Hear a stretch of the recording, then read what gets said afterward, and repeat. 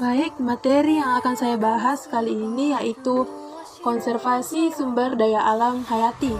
Adapun yang akan saya bahas yaitu pengertian, kedua tujuan, ketiga metode, dan keempat itu manfaat.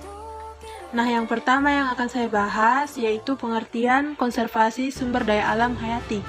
Konservasi sumber daya alam hayati adalah pengelolaan sumber daya alam hayati yang pemanfaatannya dilakukan secara bijaksana untuk menjamin kesinambungan persediaannya dengan tetap memelihara dan meningkatkan kualitas keanekaragaman dan nilainya. Kemudian yang kedua yaitu tujuan konservasi. Nah, berikut adalah beberapa tujuan konservasi. Yang pertama, memberi perlindungan, pembatasan, serta pemeliharaan kepada suatu area atau lingkungan yang bernilai agar menghindari kemungkinan terjadinya kerusakan, apalagi kepunahan, pada komponen yang menjadi pembentuk dari lingkungan tersebut, sehingga bisa menyebabkan ketidakseimbangan ekosistem.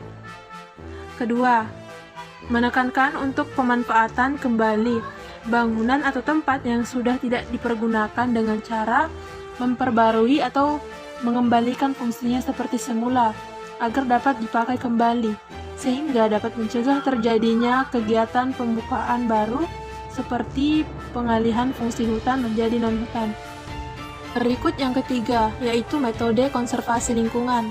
Secara umum ada dua metode konservasi lingkungan yang biasa diterapkan, yaitu konservasi in situ dan konservasi ex situ.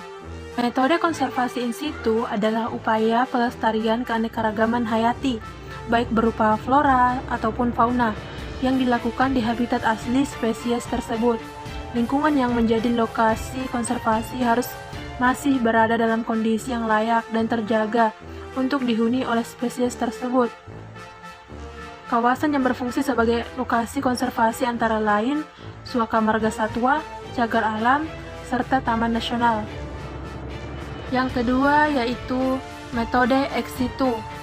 Metode konservasi ex situ adalah upaya pelestarian keanekaragaman hayati yang dilakukan bukan pada habitat aslinya, tetapi pada habitat buatan. Konservasi ex situ menjadi alternatif apabila habitat asli dari suatu spesies sudah rusak sehingga tidak layak lagi untuk dihuni, dan apabila ingin mengembalikan fungsinya juga butuh waktu yang lama. Keempat atau yang terakhir, ada manfaat konservasi.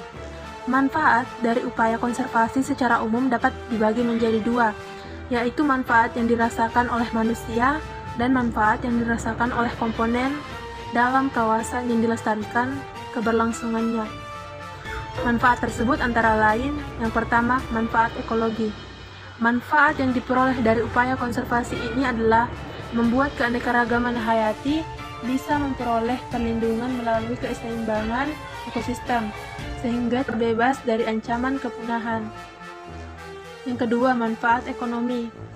Menjaga kelestarian alam juga dapat memberi manfaat ekonomi bagi manusia, karena alam sebagai sumber pendapatan tetap terjaga, sehingga hasil dapat terus dimanfaatkan.